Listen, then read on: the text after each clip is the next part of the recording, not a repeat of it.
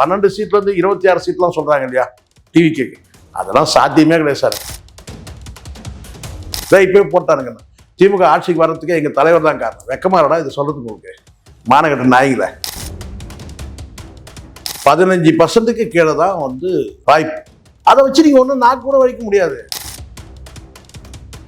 7000 வாக்குகள் வெற்றி பெற்று கூட வந்து எம்எல்ஏ ஆயிருக்காங்க. கடந்த காலத்தில் 5000 கூட பெற்று வெற்றி அடைஞ்சிருக்காங்க, சட்டமன்ற உறுப்பினர் இருக்காங்க. அந்த இடத்த கூட உங்களால ஜெயிக்க முடியல. இப்ப நீ என்ன சொல்ல போற? பர்சன்டேஜ் வச்சு உருட்ட போற. நான் வந்து தோத்துட்டேன், பர்சன்டேஜ் பாருங்க. ஆனா இந்த எக்ஸிட் போல் வந்த பிறகு நான் பார்க்குறேன், அடுத்த 1 மணி நேரத்தில் யாராவது வந்து நான் டிவி கேட்க தான்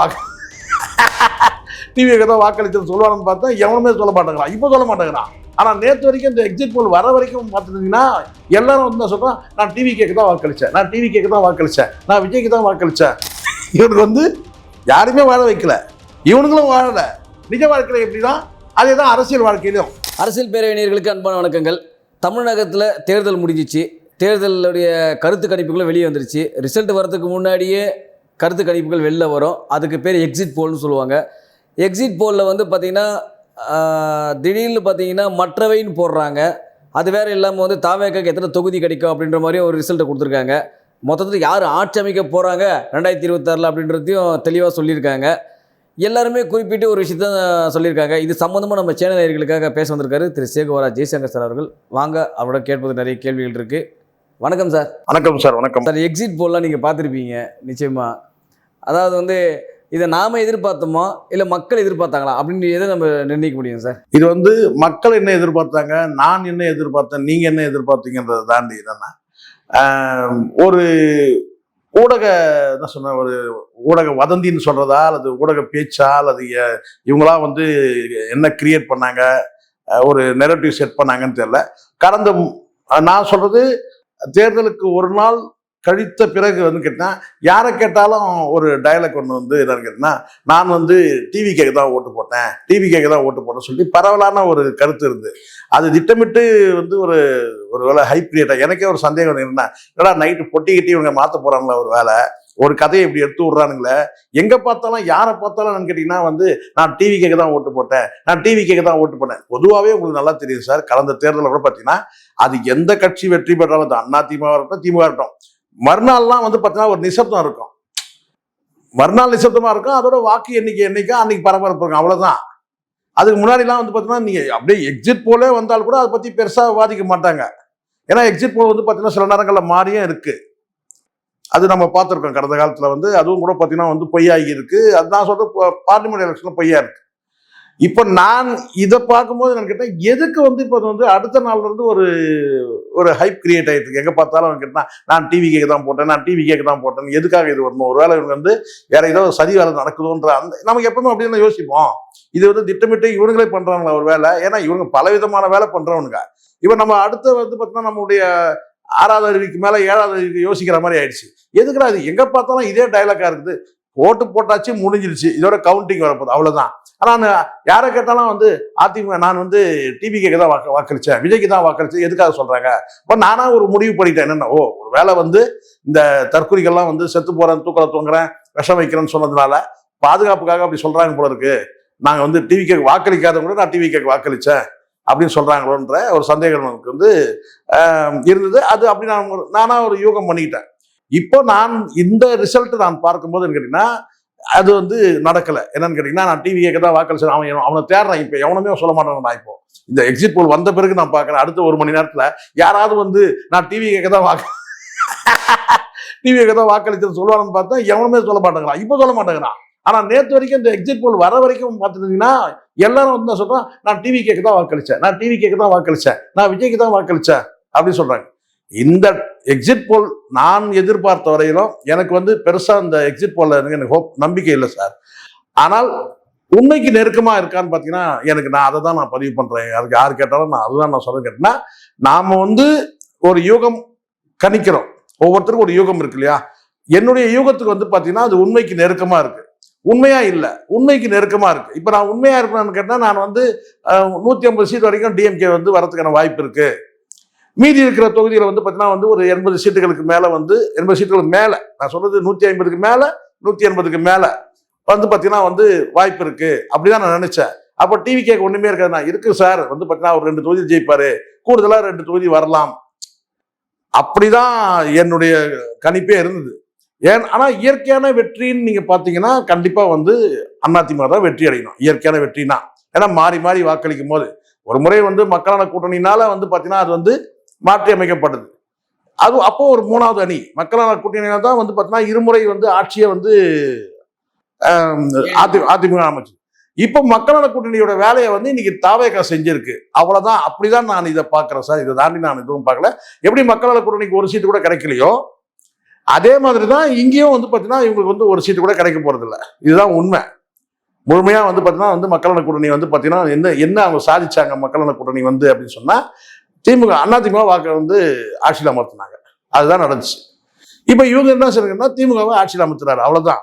ஆனா வந்து பேசின பேச்சுக்கள் எல்லாம் வந்து ஸ்டாலின் சாரா விஜயா, ஸ்டாலின் சாரா விஜயான்னு சொல்லி பாத்தீங்கன்னா பிரச்சாரம்லாம் அப்படிதான் இருந்தது. ஆனா அப்படி வந்து அந்த நேருக்கு நேர் போட்டின்றத அந்த வலியுறுத்தின் மூலமா அதிமுக வாக்குகளை சரிச்சிருக்கிறாருன்னு தெரிய வருது. தவிர இது வந்து எனக்கு சொல்றது இந்த 12 சீட்ல இருந்து 26 சீட்லாம் சொல்றாங்க இல்லையா டிவிக்கு, அதெல்லாம் சாத்தியமே கிடையாது சார். கவுண்டிங்னு வரும்போது பாத்தீங்கன்னா ஒரு 4 சீட்டு 5 சீட்டு வரலாம். அந்த 4 சீட்டோட விஜய் 2 சீட்டு வந்து வர்றதுக்கான வாய்ப்பு இருக்கு. மீதி இருக்கிற ஒரு 3 சீட்டு வந்து அது யார் வேணாலும் எங்க வேணாலும் வரலாம்.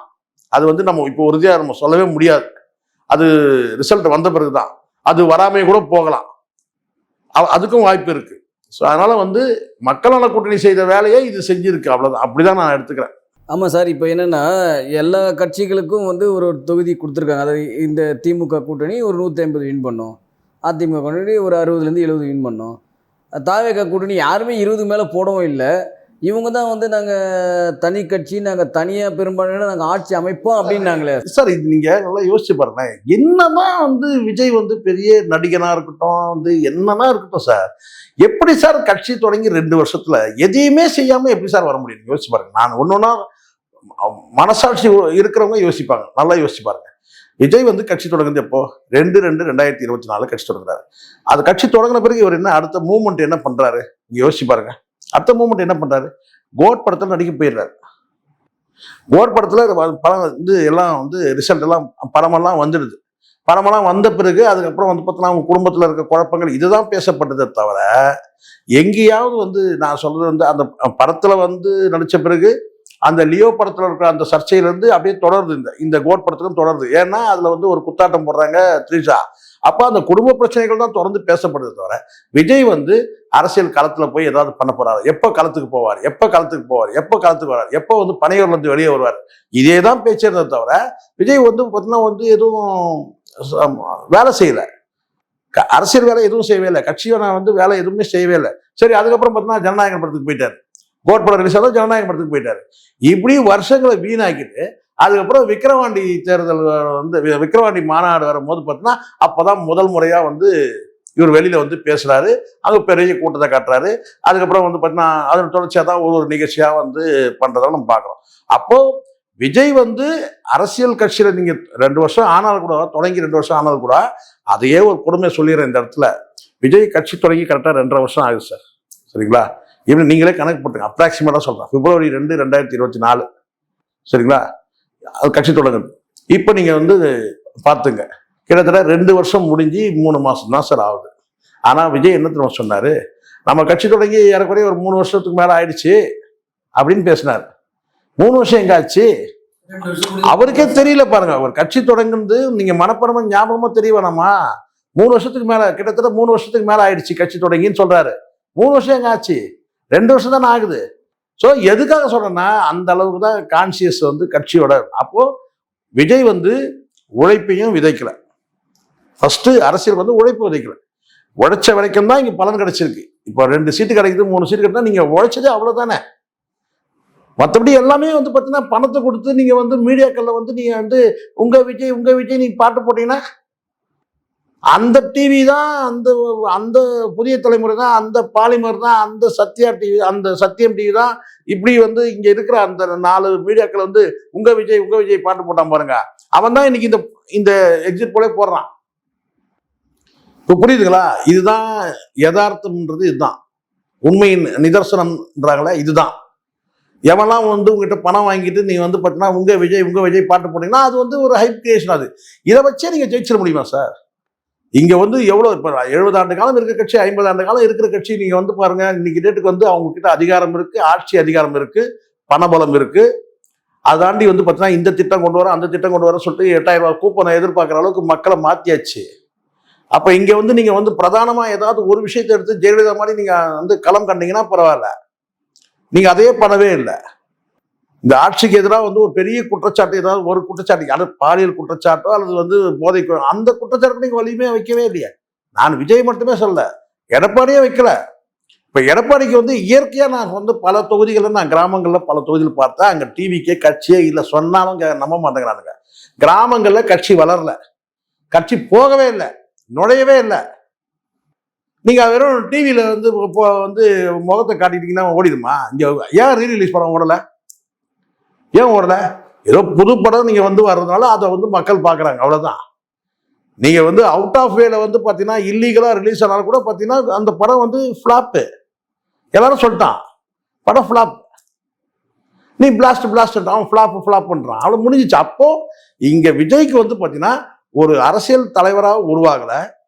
அரசியல் தலைவராக நீங்க உருவாகல, நீங்க அரசியல் கட்சி தொடங்கிட்டீங்க, அதுக்கான உழைப்பு நீங்க விதைக்கல. அப்போ நீங்க எந்த அளவுக்கு உழைப்பு வச்சிருக்கீங்கன்னா எக்ஸிட் போல்ல பல்ல இழிக்குது, அவ்வளவுதான். இவ்வளவுதான். நீங்க எவ்வளவு உழைச்சிக்கலாம் அவ்வளவு சீட்டு வருது, அவ்வளவுதான். எடப்பாடி வந்து 70 வயசு ஆகுது சார், ஸ்டாலினுக்கு 70 வயசு ஆகுது சார். அவர் வந்து பாத்தீங்கன்னா ராத்திரி பகலாம் அவங்க வந்து பாத்தீங்கன்னா உழைக்கிறாங்க. நீங்க என்ன உழைச்சிங்க?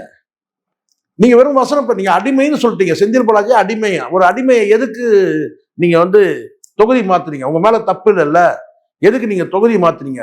வந்து அடிமையா யார? செந்தில் பாலாஜி சொன்னீங்க. அங்க நீங்க என்ன செஞ்சிடணும்? அவரை மாத்திட்டாங்கல்ல தொகுதியில இருந்து. நீ நல்லவன் தானே, அந்த மக்கள் உனக்காக தானே உயிரை விட்டாங்க, உயிர் தியாகம் பண்ணாங்க. அங்க நீங்க நிக்க வேண்டியது தானே. செந்தில் பாலாஜியை மாத்திட்டாங்க, அவர் அடிமை, அவர் பயந்து அவரை மாத்திட்டாங்க, அவர் தோத்துருவாருன்ட்டு. நீங்க கரூர்ல நிக்க வேண்டியது தானே, அதையும் செய்யல. இப்ப கடைசி நீங்க நிமிடம் வரைக்கும் பாத்தீங்கன்னா பெரம்பூர் தொகுதியில் அப்பாவும் மகனும் பிரச்சாரம் பண்றாங்க சார். விஜய் போகவே இல்லை. எங்க போகவே இல்லை? குளத்தூருக்கும் போகல, சேப்பாக்கத்துக்கும் போகல, எடப்பாடி தொகுதிக்கும் போகல, செந்தில் பாலாஜி போட்டியிட தொகுதிக்கும் போகல. இப்படி எந்த விஐபி தொகுதியும் போகவே இல்லை. அப்ப யாரு இங்க வந்து பாத்தீங்கன்னா பயந்தது? இதுல வேற நீங்க போறீங்க பயப்படுற ஆளானானு அப்படின்னு வேற இதுல வசனம் வேற சார். அவங்களே ஜெயிச்சிருவாங்க, இவருக்கு தெரிஞ்சிருக்குன்னு நினைக்கிறேன். அதுதான் இப்ப புரியுதுங்களா சார்? நீங்க நான் இத மொத்தமா நான் பார்க்கும்போது நான் சொல்ல சார், 15% கீழே தான் வந்து வாய்ப்பு. ஒரு தொகுதியில 20% வரும், நான் இல்லைன்னு சொல்ல. ஆனா நீங்க ஒரு தொகுதியில 5% வரக்கூடிய இடத்துல நீங்க என்ன சொல்வீங்க? 8% தான் ஒரு தொகுதியில ஒரு இடத்துல வரும். ஒரு சில இடத்துல வந்து பாத்தீங்கன்னா அந்த ஒரு மாவட்டத்தில் உங்க ரிசல்ட் வரும்போது தெரியும் பாருங்க, அங்க வந்து பாத்தீங்கன்னா 1% கூட வராது. ஸோ இப்படி நீங்க வந்து பாத்தீங்கன்னா மொத்தமா நீங்க கணக்கு எடுத்தீங்கன்னா 15%. அதை வச்சு நீங்க ஒன்றும் நாக்கு கூட வலிக்க முடியாது. நீங்க வந்து பாத்தீங்கன்னா எம்எல்ஏ எனக்கு சொன்ன இந்த சிரஞ்சீவிக்கு வர்றது நான் ஏற்கனவே ஒரு தடவை சொன்னேன். சிரஞ்சீவியாவது 17 சீட்டு ஜெயிச்சாரு, 18 சீட்டு ஜெயிச்சாரு. இது அது கூட வாய்ப்பு இல்லை. சும்மா வந்து இப்போ எக்ஸிட் போல சொல்றது. அதனால தான் சொன்ன உண்மைக்கு நெருக்கமாக இருக்கிற உண்மை இல்லைங்க. அது எந்த கட்சிக்கு தான் நீங்க எடுத்துங்க. அதிமுக கூட நான் சொல்றேன், அதிமுக கூட வந்து இந்த இந்த இப்ப சொல்லியிருக்கிற எண்ணிக்கை வந்து கொஞ்சம் கூட கூட வரதுக்கான வாய்ப்பு இருக்கு. அது கூட வரும்போது அப்போ அங்க குறையும், தாவைக்கால குறையும். தான் உண்மை. இங்க தனிப்பெரும் ஆட்சி வருமா, கூட்டணி ஆட்சி வரும், அது அவங்க தலைவலி, அவங்க பிரச்சனை சார். அதை ஊட்டிட்டு இருக்கிறானுங்க பல பேர், நான் பாக்குறேன். இது டிஎம்கே தனிப்பெரும் வந்து வருமா? அட தனியானா வருது, கூட்டணினா வருது, அது அவங்க பிரச்சனை சார். வெறும் 95 எம்எல்ஏ வச்சுலே வந்து பார்த்தீங்கன்னா மைனாரிட்டி கவர்மெண்ட் நடத்திட்டு போனாரு கலைஞர், அது அவங்க பிரச்சனை. நீங்க வந்து பார்த்தா இவரு இப்போ இப்படி ஒரு கதை என்னன்னா, இவர்கிட்ட எம்எல்ஏ வந்த பிறகு இவர் யார் வந்து முடிவு பண்றது அப்படின்னா கூட நீங்க வந்து பாத்தீங்கன்னா நீங்க அதிமுக நீங்க சேர்ந்தீங்கன்னா கூட கிழிக்க முடியாது. எது எண்ணிக்கையில அதிமுக நீங்க சேர்ந்து கூட கிழிக்க முடியாது. அதனாலதான் அவங்க திட்டமிட்டு கரெக்டா வந்து எங்கெல்லாம் உதயசூரிய சின்னம் வந்து பாத்தீங்கன்னா கொடுக்கணும், கூட்டணி கட்சிகளுக்கு கூட உதயசூரிய சின்னத்தை கொடுக்கணும். அதனால்தான் அவங்க வந்து பாத்தீங்கன்னா சீட்டு வந்து பாத்தீங்கன்னா சொந்த சின்னத்தில் நிற்கிறியா, அப்போ வந்து பாத்தீங்கன்னா வந்து சீட்டு எண்ணிக்கை குறை. இப்படிதான் இப்போ காங்கிரஸோட இழப்பு தான் திமுக இழப்பா இருக்கும். மற்றபடி இப்ப பரவலா தெரிஞ்சிருச்சு ரிசல்ட். ஸோ விஜய் பொறுத்த வரைக்கும் அவ்வளவுதான். விஜய்க்கு இப்போ இந்த எக்ஸிட் போல்ல தெரிய வந்தது என்ன? விஜய் முதலமைச்சர் கிடையாது, அவ்வளவுதான். அது கனவு. அப்படியே வந்து ரப்பர் வச்சு அழிச்சிட வேண்டியதுதான், முடிஞ்சிருச்சு கதை. இல்லை சார், எல்லாரும் என்ன சொன்னாங்கன்னா 60 வருஷமா இவங்க ஆண்டுட்டாங்க, ஒரு மாற்றம் வரட்டுமே அப்படின்னா விஜய்க்கு ஓட்டு சார் போடுங்க எல்லா அப்படின்றாங்க. வைத்தியவாரங்களும் இதே தான் சார் சொல்லியிருந்தானுங்க. என்னன்னு கேட்டீங்கன்னா மாற்றம் மாற்றம் மாற்றம். நான் ரொம்ப சிம்பிளா கேட்கறேன் சார். மாற்றம்னா 2 மாற்றம் இருக்கு சார். இது மாற்றம்னா 2 மாற்றம் இருக்கு. ஒன்னு மாற்றம்னா திராவிடியன் பார்ட்டிஸுக்கு வந்து மாற்றம். இந்த திராவிடியன் பார்ட்டிஸுக்கு வந்து மாற்றம் சொன்னா நாம் தடுக்கல வாக்களிச்சிருக்கணும். இந்நேரம் சிஎம் முதலமைச்சர் ஆக்கியிருக்கானா இந்நேரம். அதுதான் நாங்களும் கேட்கிறேன். விஜயகாந்த் வந்தாரு. சரி விஜய், அதுக்கு முன்னாடி விஜயகாந்த். இப்ப இன்னைக்கு வந்து பாத்தீங்கன்னா விஜயகாந்த் இடத்துல இருக்குது, இன்னைக்கு வந்து சீமான் இருக்கிறான்னு வச்சுங்க. ஏன்னா அந்த வாக்கு சதவீதம் சொல்றேன் நான். அப்போ மாற்றம் 2 திராவிடியன் பார்ட்டியும் வேணாம், எனக்கு வந்து மாற்றம் வேணும். அப்ப மாற்றம் வேணும்னா நீங்க தேர்வு செய்ய வேண்டியதான். விஜயகாந்த் வந்து முதலமைச்சர் ஆக்க வேண்டியதானே மக்கள் நல கூட்டணியில. அவர் மாற்றம் கொடுத்தாருல்ல. இப்போ பிரச்சனை அது கிடையாது, மாற்றம் அந்த மாற்றம் கிடையாது. இந்த மாற்றம் சொல்றாங்க. என்னன்னு கேட்டீங்கன்னா திமுக வாக்களிக்க முடியாது, ஒரு மாற்றம் வேணும், அப்ப அதிமுக வாக்களிக்கும். அந்த மாற்றம் கூட நடக்கலன்னு சொல்ல வரேன் நான். இவங்க மாற்றம் மாற்றம் மாற்றம்னு தான் நினைச்சிட்டாங்க. டிவிக்கு வந்து என்ன சார் இப்ப நான் கேட்கிறேன், சிஎம் கூட ஆகணும். ஒரு குவாலிட்டி, என்ன குவாலிட்டி இருக்கு உங்ககிட்ட? ஏதாவது ஒரு ஸ்பெஷல் சொல்லுங்க. என்கிட்ட இந்த ஸ்பெஷல் இருக்குங்க அதனால சொல்லிட்டு. தலையில இருக்கிற மயிறு டோப்பாவை கூட பார்த்தீங்கன்னா ஊருக்கு ஒன்று மாட்டிக்கணும் போற நீ. கோயிலுக்கு போனா ஒன்று டோப்பா, பிரச்சாரத்துக்கு வந்தா ஒன்று, ஹோட்டல்ல பார்ட்டிக்கு போனா ஒன்று, மலேசியாவுக்கு போனா ஒன்று. எத்தனை டோப்பரா வச்சிருப்ப நீ? சொல்றேன் நான். இதுனா அது வழக்கமா ஒரே மாதிரி இருக்க வேண்டியதானே சார், இல்லையா? இப்ப நம்ம பிரச்சனை மயிறு பிரச்சனை கிடையாது, புரியுதா சொல்றது? இப்ப பிரச்சனையே என்னன்னு கேட்டீங்கன்னா இந்த மை என்ன வேலை செய்திருக்கு, வாக்களிக்கிற மை என்ன மயிர் என்ன வேலை செஞ்ச, மை என்ன செஞ்சது? விஜய் வந்து பாத்தீங்கன்னா வந்து நோவேர், அவ்வளவுதான். விஜய்க்கு அந்த முதலமைச்சர் அந்த வாய்ப்பு கிடையாது. முதல் நமக்கு ஒரு இனிப்பான செய்தியே வந்து பாத்தீங்கன்னா அதுதான் சார். மக்கள், தமிழ்நாட்டு மக்களுக்கு ஒரு இனிப்பான செய்தி என்ன? இதுதான். கசப்பான செய்தினா நாம் தமிழ் வாக்குகள் வந்து அந்த 8% கீழே குறைஞ்சதுன்னா அதுதான் கசப்பான செய்தி, ஏமாற்றமான செய்தி. இப்போ நமக்கு வந்து பாத்தீங்கன்னா ஒரே ஒரு சின்ன நம்பிக்கை துளி என்னன்னு கேட்டீங்கன்னா இந்த எக்ஸிட் போல எனக்கு தெரியுது. மற்றவங்களுக்குலாம் என்ன தெரிஞ்சுதோ அந்த கண்ணுக்கு தெரியல. இவன் காலி ஆகும்னு நமக்கு எப்பவே தெரியும். இது பெரிய ஆச்சரியமா அதிர்ச்சிலாம் கிடையாது. எது விஜய் வந்து பாத்தீங்கன்னா வந்து கதம் போனி ஆக்க மாட்டாங்க, அவ்வளவுதான், முடிஞ்சு போச்சு கதை அப்படின்னு நமக்கு தெரியும். ஆனால் இந்த மற்றவை நீங்க சொன்னீங்கல்ல, மற்றவை பிற, அந்த இடத்துல பாத்தீங்கன்னா வந்து 1 2 6 அப்படி வருது இல்ல. அந்த 1ன்றது 6. எனக்கு அந்த 6 பத்தி கூட எனக்கு கவலை இல்லை.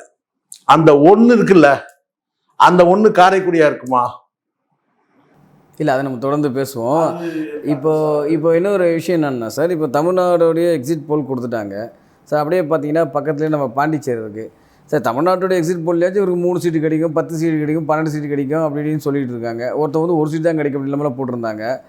ஆனால் பாண்டிச்சேரியில் டோட்டலாக 0ன்ட்டாங்க. இதில் என்ன வேடிக்கைன்னா இங்கேயாவது நீங்க சொல்லலாம் சார், ஒரு தொகுதிக்கு 3 லட்சம் வாக்கு, 3.5 லட்சம் வாக்கு ஒரு தொகுதி, ஒரு சட்டமன்ற தொகுதிக்கு. அங்க எவ்வளவு வாக்குகள் தெரியுமா? மொத்தமே 20,000 15,000 30,000 தான் இருக்கு. மொத்தமே வந்து பாத்தீங்கன்னா அவ்வளவுதான் வாக்குகள் அங்க இருக்குது. 30,000 வாக்குகள் என்னதான் இருக்கு டோட்டலா. இப்ப இதுல வந்து ஒரு இவங்க போய் அந்த வாக்கு வந்து பிரிக்கிறாங்க. சில பேர் அதுல இன்னொரு வேடிக்கை இருக்கு. அதுல போலிங் ஆகிறது வரை பர்சன்டேஜ் பொறுத்து இருக்குன்னு வச்சுங்களேன்.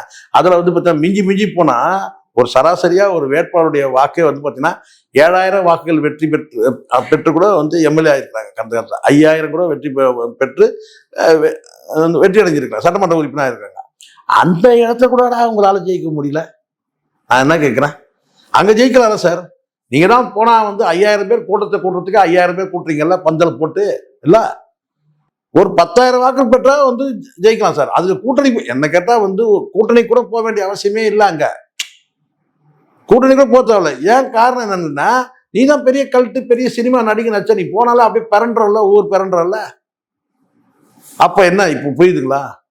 விஜய்க்கு அவ்வளவுதான் செல்வாக்கு. எப்படி வந்து ஒரு திரைப்படம் வந்து ரிலீஸ் ஆகும்போது பெரிய கொண்டாட்டம் இருக்குது, ரீரிலீஸ் ஆகும்போது விஜய் பொறுத்த வரைக்கும் இப்ப வந்து ஒரு ரீரிலீஸ், ரிட்டையர் ஆகிட்டு ஒரு நடிகன் வரான், மார்க்கெட் இழந்து ஒரு நடிகன் வரான், அவனுக்கு என்ன ரெஸ்பெக்ட் கொடுக்கணுமோ அதுதான் மக்கள் ரெஸ்பெக்ட் கொடுத்துருக்க தவிர மக்கள் தலைவரா வந்து விஜய் ஏத்துக்கவே இல்லை. மக்கள் தலைவரா விஜய் மாறவும் இல்லை. முதல்ல இப்ப பல பேர் சொன்னாங்க, என்கிட்ட பல பேர் சேலஞ்ச் பண்ணாங்க. என்னன்னு கேட்டா அவருடைய தனிப்பட்ட வழக்கெல்லாம் பெருசா ஒன்றும் பாதிக்கல சார். அவருடைய தனிப்பட்ட வழக்கெல்லாம் ஒன்றும் பெருசா, யார் சொன்னது உங்களுக்கு பாதிக்கலன்னு? இப்ப பாதிச்சு இருக்கு. சங்கீதா புகார் கொடுத்தது, இவர் தனி விமானத்துல நடிகையோட போனது, கல்யாணத்துக்கு வந்து நடிகரை கூட்டு போனது, இது எல்லாமே வந்து பார்த்தீங்கன்னா வந்து மக்கள் வந்து கவனத்தில் எடுத்துட்டாங்க. இவனை கேட்டாலும் நாளைக்கு எப்படி நாட்டை கொடுக்க முடியும்னு சொல்லி முடிவு பண்ணிட்டாங்க. அப்போ திமுகவே மீண்டும் ஆட்சியில் இருந்தால் பரவாயில்லன்னு முடிவு பண்ணாங்க. அதிமுக வந்து எதிர்கட்சியா இருக்கு, அவ்வளவுதான். இப்போ நீ என்ன சொல்ல போற? பர்சன்டேஜ் வச்சு உருட்ட போற. நான் வந்து தோத்துட்டேன், பர்சன்டேஜ் பாருங்க. ஆனால் இப்போ வடிவேல இவர் சொல்லுவார்ல, கவுண்டமணியும் செஞ்ச சொல்லுவார். கவுண்டமணி சொல்றாரு, நான் 10வது வந்து ஃபெயிலுன்னு, ஆனால் நான் 8வது பாஸ்ன்னு. அந்த மாதிரி எனக்கு நீ என்ன சொல்றது கேட்டீங்கன்னா, ஏப்பா நீ வந்து ஜெயிக்கல பாருங்க, நான் ஜெயிக்கல ஆனால் பர்சன்டேஜ் பாருங்க அப்படின்னு சொல்லுங்க. இந்த பர்சன்டேஜ் எல்லாம் காலப்போக்கில் கரைஞ்சி காணாமல் போயிடும் சார். அப்படி பர்சன்டேஜ் காட்டினவங்கலாம் வந்து இல்லாமல் போயிட்டாங்க. தமிழ்நாடு அரசியலில் எவ்வளோ பேர் பர்சன்டேஜ் காட்டினவங்க எல்லாம் காணாமல் போயிட்டாங்க. எல்லாமே 100க்குள்ளே தான். இல்லை சார், இப்போ இன்னொரு விஷயம் கேளுங்க. இப்போ தமிழ்நாடு அந்த எக்ஸிட் போல் வரும்போது என்ன இருந்ததுன்னா, இப்போ யாருக்கு சாதகமாக இருக்கோ அவங்க வந்து உங்களுக்கே தெரியும், ஓகே இது நாங்கள் எதிர்பார்த்தது தான் அப்படின்வாங்க. யாருக்கு பாதகமாக என்ன சொல்லுவாங்கன்னா, இது வந்து கருத்து கணிப்பு இல்லை, இது கருத்து திணிப்புன்னுவாங்க. இதெல்லாம் வந்து இது எனக்கு கருத்து இனிப்பு சொல்லிடுறேன். ஏதாவது சொல்லுவாங்க, இது கருத்து இனிப்பு. தமிழ்நாட்டுடைய எக்ஸிட் போல நீங்கள் வந்து கருத்து திணிப்பு, இது வந்து சும்மா இதெல்லாம் நடக்கிறதுக்கு வாய்ப்பு இல்லை, எல்லா எக்ஸிட் போல் எவ்வளோ மாறி இருக்கு அப்படின்ற மாதிரி சொல்கிறீங்களே. பாண்டிச்சேரி எக்ஸிட் போலுக்கு விஜய் சார்பில் எதுவுமே வரலையே, ஏன்? அதை தான் நான் சொல்கிறேன். சார் இங்கே நல்லா புரிஞ்சுங்க, புசியானது புடுங்கிடுவாருன்னாங்க. இது பாண்டிச்சேரியில் கொடுத்தா அப்படியே 2ஆ புடுங்கி கிழிச்சிருவாருன்னாங்க. இது எப்படி 2ஆ பிடிச்சி பொழந்துருவாரு. இது பாண்டிச்சேரியில் ஒரு மயிரும் பிடுங்கவே இல்லை. இப்போ வேற வழி இல்லாமல் சொல்கிறேன், பேசுகிறேன். ஏன்னா அதான் சொல்கிறேன், இப்போ டி நகரில் என்ன பிடுங்க போகிறேன்னு பார்க்க தானே போகிறோம். நான் இப்போ சொல்கிறேன் சார், சென்னையில் பொறுத்த வரைக்கும் 20% வாங்கினதுலாம் உண்மை சார். 18%, 17%. ஆனால் அது வெற்றிக்கு உதவாது சார். அங்கெல்லாம் வந்து பார்த்தீங்கன்னா அதிமுக வெற்றி நீங்கள் வேணா பாருங்க. டி நகரில் அதிமுகவுக்கான ஸ்கோப் இருக்கு. நேற்று நைட்டு ஒருத்தர் பேசும்போது சொல்றாரு, அவங்களாம் எனக்கு வந்து எதிராக பேசணும்னு கிடையாது சார், என்கிட்ட நண்பர்களாக இருக்கிறாங்கனால ஆதரவாக பேசணும் அவசியம் கிடையாது. ஏய் இருக்கிற விஷயத்த சொல்லு. டி நகர் புஷியான்ட்டு வருவேன் நான், சான்ஸே இல்லைனான்ட்டு. அப்போ டிஎம்கேனா டிஎம்கே சான்ஸ் இல்லைனா ஏடிஎம்கே ஸ்கோப் இருக்கு, இழுபறியில் இருக்கு. அந்த இழுபறிக்கு காரணம் யாருன்னு வேணா நீ கேளுங்க, அதுக்கு வேணா சொல்லலாம். இது இவனுங்க யாரையும் வாழ வைக்கல சார். இது இவனுக்கு வந்து யாரையுமே வாழ வைக்கல, இவனுங்களும் வாழல, யாரையும் வாழவும் வைக்கல. நிஜ வாழ்க்கையில எப்படிதான் அதே தான் அரசியல் வாழ்க்கையிலும் யாரையும் இவங்க வாழ வைக்கல. இப்போ புரியுதுங்களா? யாரையாவது இவங்க வாழ வச்சிருக்கிறாங்களா? கிடையாது. அப்போ அந்த இடத்துல பார்த்தீங்கன்னா டி நகர்ல அதிமுகவுக்கு ஃபேவரா இருக்கு. அதுக்கு காரணம் யார்? அதுக்கு டிவிக்கு தான் காரணம். ஆக சென்னையில இவங்க வந்து பர்சன்டேஜ் காட்டலாமே தவிர அந்த பர்சன்டேஜ் மூலமா யாரை காலி பண்ணு வேணா சொல்லலாம். நாங்கள் இங்கே இவரை காலி பண்ணிட்டு அவரை வர வச்சோம், அவரை காலி பண்ணிட்டு இவரை வச்சோம். இதை இப்போயே போட்டானுங்கண்ணா. திமுக ஆட்சிக்கு வர்றதுக்கே எங்கள் தலைவர் தான் காரணம். வெக்கமா இருக்கா இது சொல்றதுக்கு? உங்களுக்கு மானகட்ட நாய்கள, என்னடா பேசுனீங்க நீங்க? என்ன பேசுனீங்க நீங்க? சொல்றாங்க சார், திமுக ஆட்சிக்கு வர்றதுக்கே எங்கள் தலைவர் தாங்க. போடா அப்புறம் நல்லா இவ்வளோ பிடிங்கிறவருக்குன்னா வந்து பார்த்தீங்கன்னா வந்து ஸ்டாலின் சாரம் இந்த விஜயம், ஸ்டாலின் சாரம் விஜயம், ஸ்டாலின் சாருன்ட்டாங்க. அவ்வளோதான், இப்போ முடிஞ்சிச்சு. சரி சார், இப்போ இந்த எக்ஸிட் போல் எல்லாமே சொன்ன மாதிரியே வந்து கரெக்டாக அந்த மே 4 அப்போ ரிசல்ட் அப்போ கரெக்டாக தெரிய வரும். எக்ஸிட் போல் சொன்னதெல்லாம் உண்மைதான் அப்படின்றத நாம் தொடர்ந்து பயணிப்போம் sir. Thank you very much sir. நன்றி சார்.